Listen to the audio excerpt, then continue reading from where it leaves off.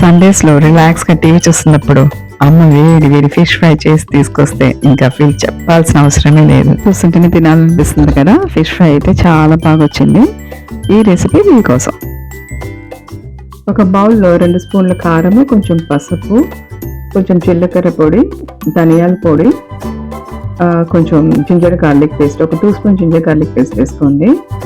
ఇవన్నీ వేసేసుకొని కొంచెం ఆయిల్ కూడా వేసేసుకొని ఇవన్నీ ఒకటిగా బాగా కలిపేసుకోవాలి. బాగా కలిపేసుకుని అందులో కొంచెం నిమ్మకాయ రసం కూడా వేసేసి కలిపేసుకుని వీటన్నిటి మంచిగా ఆ చేపల ముక్కలకి బాగా పట్టించేసేసేయండి. ఇలా పట్టించేసాక దానిలో కొంచెం పెప్పర్ పౌడర్ వేసేసుకుని ఇలా పెన్నంలో వేసి ఫ్రై చేసేసుకోవాల్సింది. ఇంట్లో ఒకటి మర్చిపోవద్దు, కరివేపాకు వేసారంటే మీకు ఆ టేస్ట్ వచ్చి ఇంకా కొంచెం ఎన్హాన్స్ చేసేస్తుంది అనమాట. సో కరివేపాకు వేసుకొని బాగా ఫ్రై చేసుకోండి. వేడి వేడి చేపల ఫ్రై అయితే రెడీ అయిపోయింది. ఇంకా ఇద్దరు కలిసి తినేటప్పుడు ఆనందమే ఆనందం కదా. చాలా బాగా వచ్చింది.